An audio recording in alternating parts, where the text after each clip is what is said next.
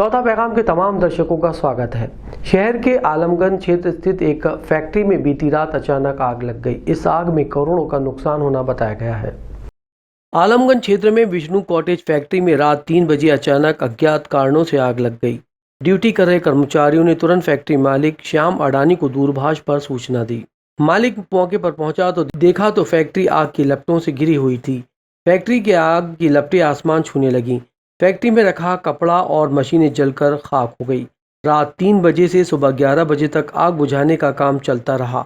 आग की लपटें इतनी विकराल थी कि सुबह तक कपड़ों की गठानों से आग की बारीक बारीक चिंगारियां निकलती रहीं।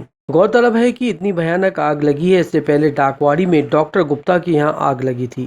फैक्ट्री मालिक श्याम अडानी ने कहा कि रात को 3 बजे फ़ोन आया था। यहाँ आकर देखा तो आग में सब कुछ जलकर खाक हो गया। उनके मुताबिक लगभग 3 करोड़ का नुकसान हुआ है। नुकसान ज्यादा भी हो सकता है।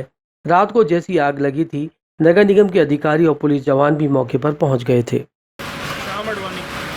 सामने क्या हुआ था? रात को कैसी घटना घटी? रात को फैक्ट्री में आग लगी और रात को 3 बजे मुझे फ़ोन आया कर्मचारी का फैक्ट्री से कि आग लग गई है। तो मैं मौके पे पहुंचा और आप देख सकते हैं पूरी फैक्ट्री जल के खाक हो चुकी है। क्या काम होता था फैक्ट्री में? हम लोग जो मकरम होता है उसके ऊपर कोटिंग का काम करते हैं। कितने का नुकसान हुआ लगभग? अभी एक अंदाज़ा हम आपको बता रहे हैं, करीबन 3 करोड़ रुपये। गुरुवार को जिले में 21 नए कोरोना मरीज सामने आए हैं। जिले में अब तक संक्रमित मरीजों की तादाद 1430 तक पहुंच गई है। फिलहाल 156 एक्टिव मरीज बताए गए हैं। जिले में कोरोना मरीजों के मिलने का सिलसिला जारी है। गुरुवार को मिले जानकारी के अनुसार 21 नए कोरोना संक्रमित मरीज सामने आए हैं। जिले में अब तक 1430 मरीज अब तक संक्रमित पाए जा चुके हैं, जिनमें से 1244 मरीज स्वस्थ भी हो चुके हैं।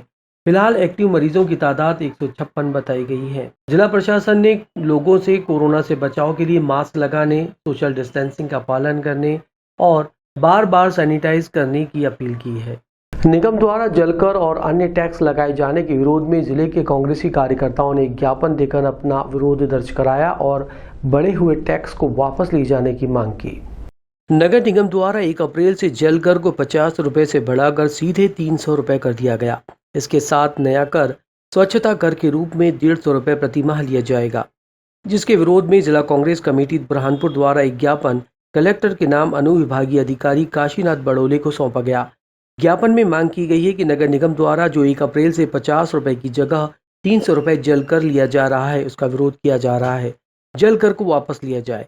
कांग्रेस जिला अध्यक्ष ने कहा कि कई वार्डों की हालत आज भी ऐसी है जहां नागरिकों को अपना वार्ड छोड़कर पानी के लिए भटकना पड़ता है। महिलाएं और बच्चे भी पानी के लिए मारे मारे फिरते हैं। ऐसी स्थिति में नगर निगम को कोई नैतिक अधिकार नहीं रह जाता कि इतना टैक्स वसूल करे। वैसे भी पिछले साल कोरोना वायरस डाउन के कारण आम जनता का जीवन अस्त व्यस्त हो चुका है। हमारे संविधान में स्पष्ट है कि जल, प्रकाश जैसी मूलभूत आवश्यकताएं हमारे मौलिक अधिकारों में आती है। फिर भी उसे पूरा करने के बजाय उसके नाम से वसूली की जा रही है, जो कि हिटलरशाही का काम कर रही है।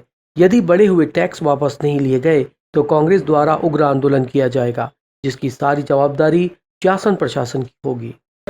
जिस प्रकार से बुरहानपुर की जनता को एक अप्रैल फुल मूर्ख बनाकर 300 रुपया पानी का टैक्स पर महीना और 150 रुपये सफाई का टैक्स पर महीना जो लेने का काम आज से चालू किया है, इसको लेकर आज स्पष्ट चेतावनी ज्ञापन के माध्यम से स्थानीय प्रशासन और भारतीय जनता पार्टी के मुख्यमंत्री और उनके नेताओं को दी है कि तुरंत बुरहानपुर की जनता पे जो आपने गला घोटने का और जो खून चूसने का काम किया है, ये तुरंत वापस ले टैक्स और बुरहानपुर की जनता को राहत दे।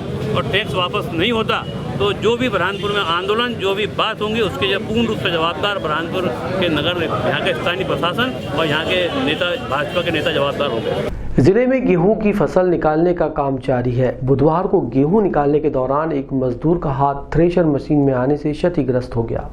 गेहूं निकालने के दौरान थ्रेशर मशीन में काम कर रहे एक युवक दुर्घटनाग्रस्त हो गया। केशव पिता रामचंद निवासी खकनार तहसील रामगढ़ का है। उसने बताया कि गेहूं निकाल रहा था। थ्रेशर मशीन में सर पर बंधा कपड़ा फंस गया, जिसे निकालने के चक्कर में उसका हाथ भी थ्रेशर मशीन में घुस गया और हाथ की उंगलियां क्षतिग्रस्त हो गई। डॉक्टरों ने उसकी जान बचाने के लिए उसके हाथ को काटना उचित समझा। अब मजदूर के पास काम तो है, लेकिन काम करने के लिए हाथ नहीं।